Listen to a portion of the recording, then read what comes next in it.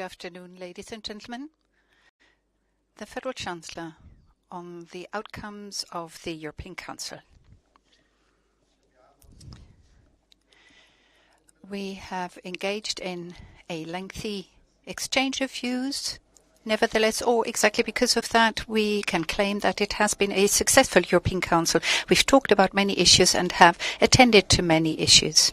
The most important topic, once again, was what is preying on the minds of all of us and those who are responsible in political terms. That is the breach of a taboo, the attempt by Russia to redraw borders with the use of force, which has been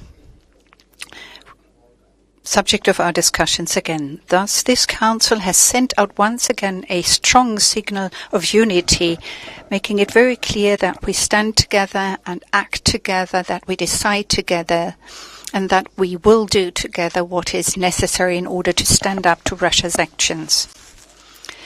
Once again, we had invited President Zelensky to join us via VTC to describe the situation on the ground.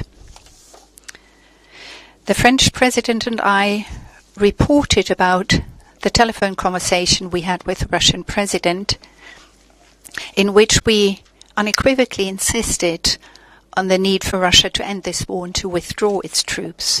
We also talked about humanitarian issues during that conversation, and we shared the contents of that telephone conversations with our friends and partners here in the European Council, so as to have the same basis. You may be aware of the fact that right after the war began, we immediately passed a package of sanctions. We have already decided by now 5 packages of sanctions, and a 6th one has been on the table for a couple of weeks. This 6th passage has been passed unanimously. It also includes an embargo on Russian oil, which will make another contribution towards Russia having to pay consequences for its actions, severe and serious consequences, which are going to have a very clear effect on the prosperity in the country. The purpose of these sanctions is to make Russia end this war and withdraw its troops, and to sit down with other parties to negotiate a peace. As a consequence of the decisions we've taken here and now, roughly 90% of Russian oil exports will be affected. A temporary exemption has been decided upon for oil deliveries arriving by pipeline to a few countries in Europe. This has been important because these countries will have to take transitional measures, and it will take some time for them to prepare.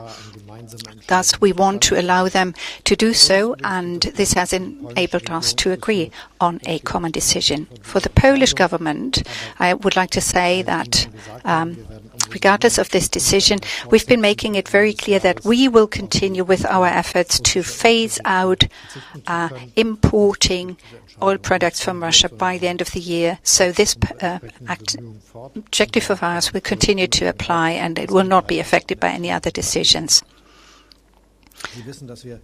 You may be aware of the fact that we have taken a whole host of other measures already to actively counter Russia's behavior. With regard to the oil embargo, a number of financial institutions will also have a part to play.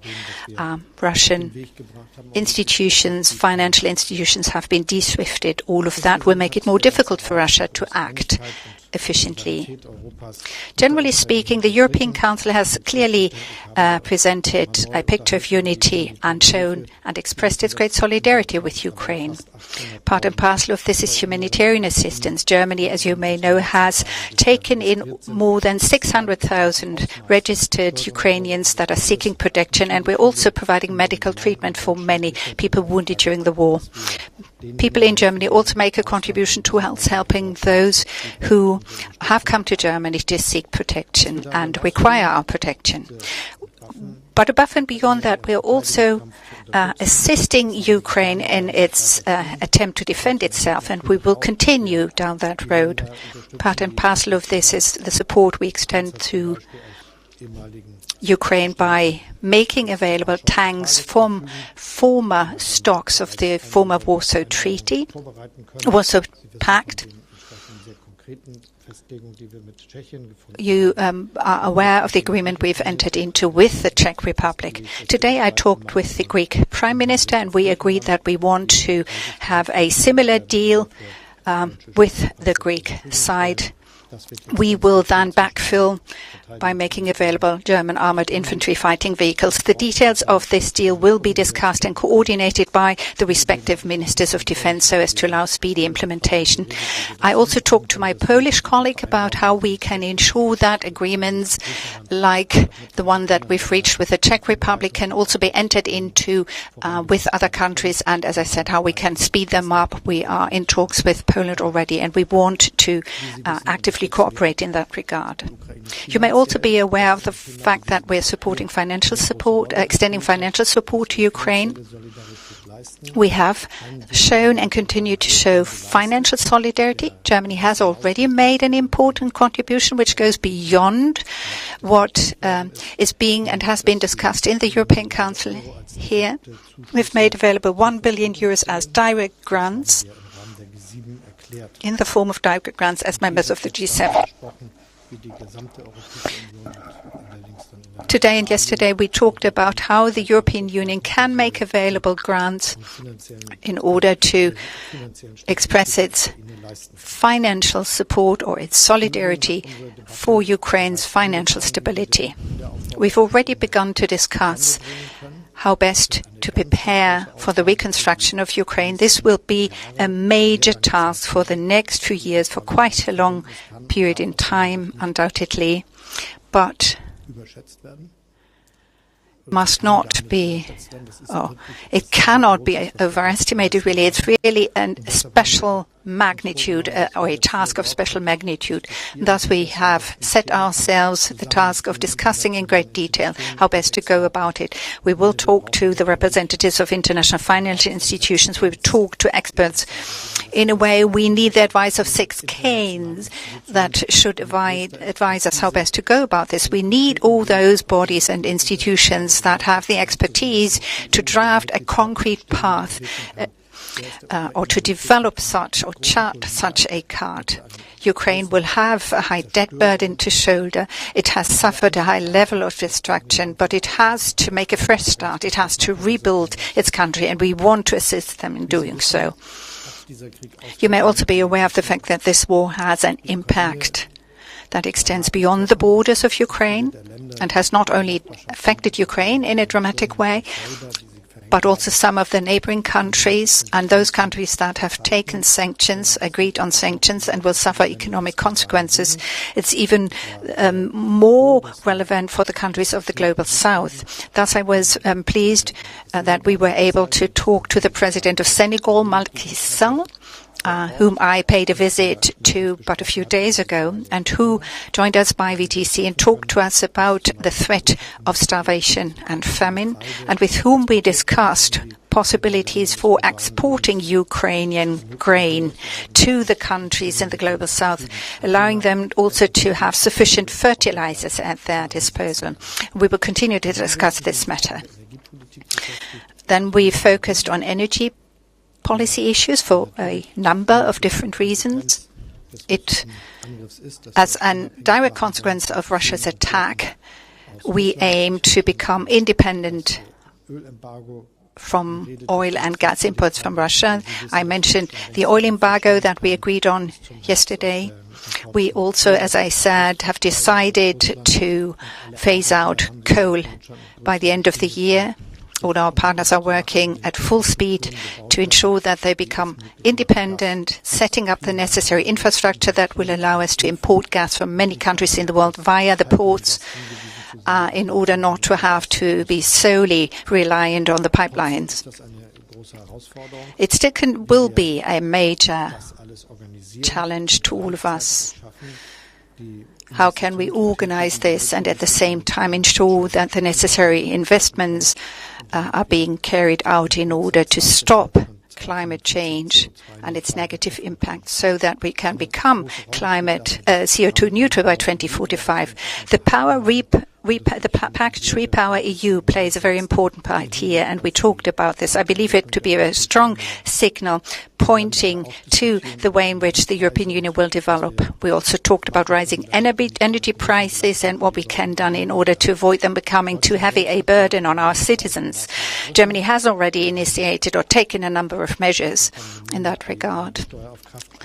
Starting next month, the energy tax on fuels will be reduced to the European minimum level.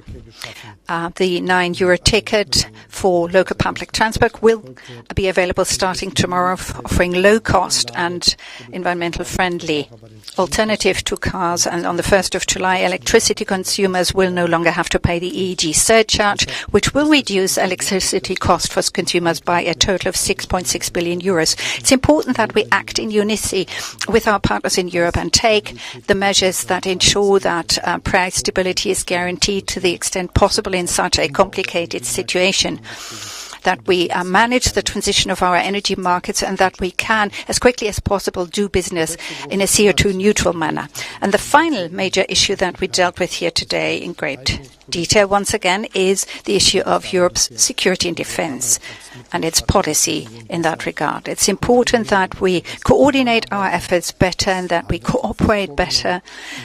We have made very clear that we intend to do so, and we will discuss in detail how we can harmonize procurement and our industrial policies in order to achieve better coordination. We know that Europe has many more different weapon system than the United States of America, which means costs are relatively high, and it does make sense for us to cooperate and to coordinate our efforts here. The fact that the German government has been successful in reaching agreement with the opposition, and thus the federal parliament, the Bundestag, will decide to set up a special fund of €100 billion for the federal armed forces, which will change the situation dramatically. The federal armed forces will be much better equipped, will be much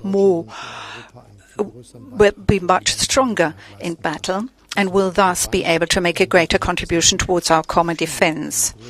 For many of our partners, it did play a major part that we have taken this step. Germany will probably have the biggest conventional army in NATO, at least European army in NATO, and that in itself constitutes a major change. But it is, as I said, a change that we have aimed to achieve. Thank you very much.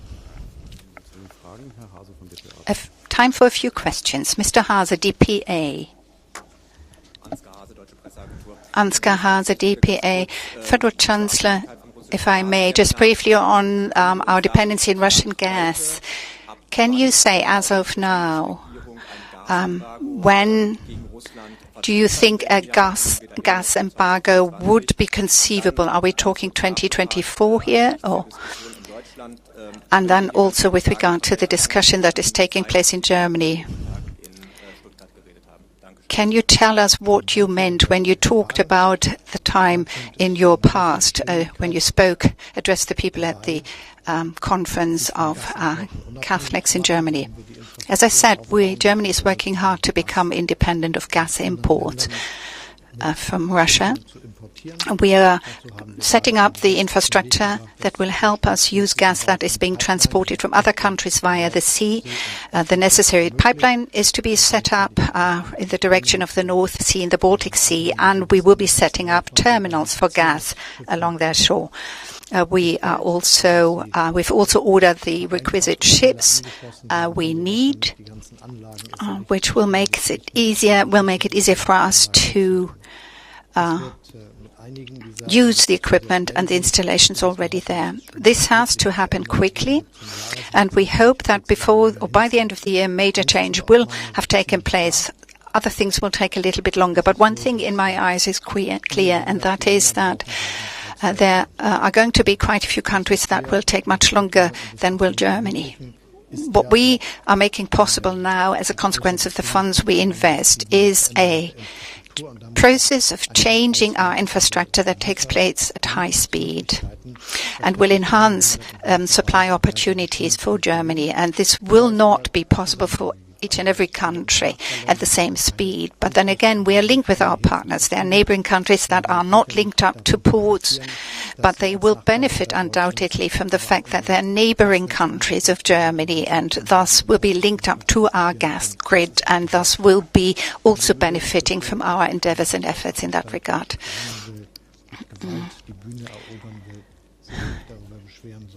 Now,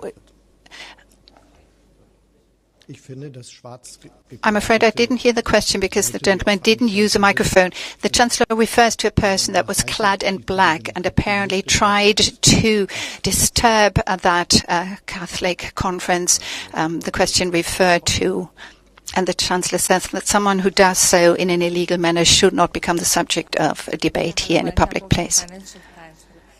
Financial Times. I would like to ask a question on the topic of the discussion. You pointed to, you said you talked to President Macky Sall, and he seems to have mentioned the issue of de-swifting Russian banks,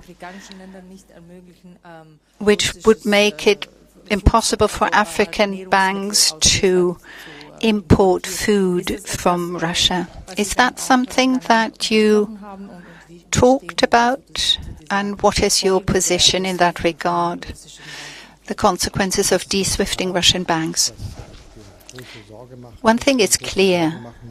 We have to be very concerned about the difficulties with regard to feeding many people in the world. But we have to be aware of what is the root cause of this. It is the Russian war of aggression against Ukraine, a war that was started by Russia's president. This makes it ever more important for us to enhance our efforts to provide for ways and means to export grain from Ukraine to the rest of the world. I've supported the Ukrainian president, and the French president has also supported us in this, in our attempts to bring about some kind of understanding about how alternative corridors can be set up. The issue of providing for the export of fertilizers also played a part here, and also ensuring that grain, wherever it is needed, continues to be affordable. But then again, the war that Russia wages against Ukraine with the highest level of brutality is at the root cause, and let's not be diverted with our attention in that regard.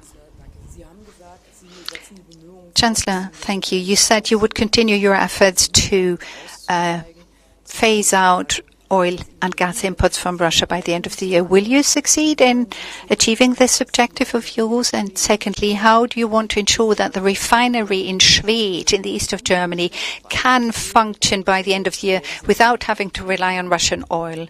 Do you also think about nationalizing the refinery? Well, first and foremost, the fact that you're asking that question indicates that we're talking a very technical, a practical issue here. How can oil be brought to the refinery in the eastern part of Germany, and that until now were linked to the Russian pipelines? That's a very concrete question, and we are focusing on this very concrete issue. We've talked to the representatives of the management of the refinery in Leuna, trying to think about an alternative import path. There are other ways, technical means, but that seem to be more complicated. And then there is a very concrete example. We have set up a working group that brings together representatives of other ministries and of the various Länder that have an interest in this question and discuss these matters in great detail. How this is then finally going to be addressed will be decided by the members of that working group.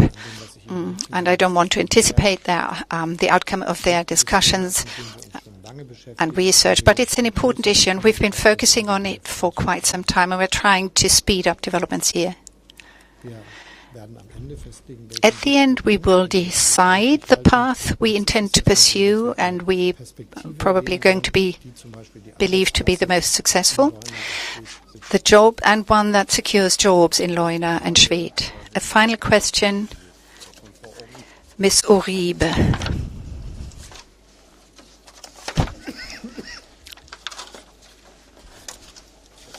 Ms. Uribe, would you like to take the floor? Didn't you ask for the floor? No? No more questions then? Mr. Dietjen, you have the floor. Microphone, please.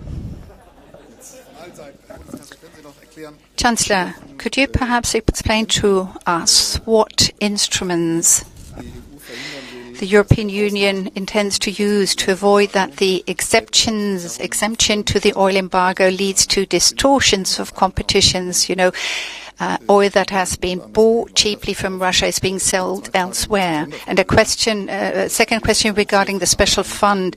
The head of the SPD party, after that agreement with the government was reached, said that 2%, that you intend to invest into defense more than 2% or even more. This played a part in our discussion, says the Chancellor, and as far as the implementation of the legal requirements are concerned, it will play an important part too. Should there be windfall profits from this exemption, we will make sure that there are certain steps taken to avoid exports being carried out, but we'll have to take a closer look at that too.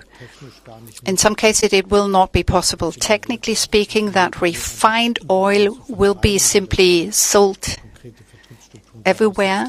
It presupposes certain structures that aren't always there. And we also talked about concrete preconditions. Take, for example, pipelines that have to be used in the case of major difficulties. As I said, we have talked about it. It's been a topic, how we can avoid windfall profits, but the details will have to be discussed further. Generally speaking, everyone, including the SPD, is pleased about the fact that the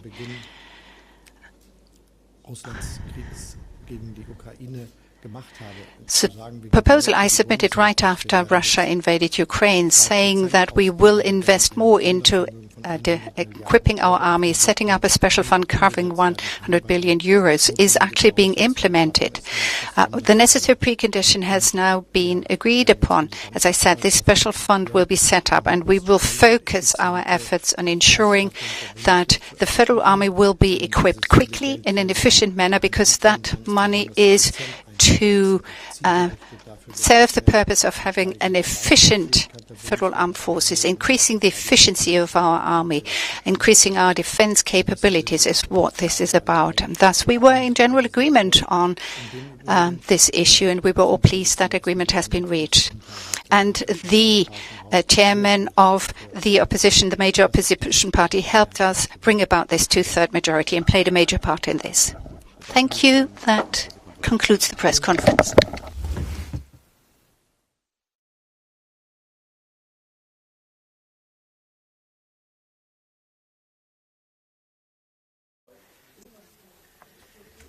God varm herinde hos jer. Ja.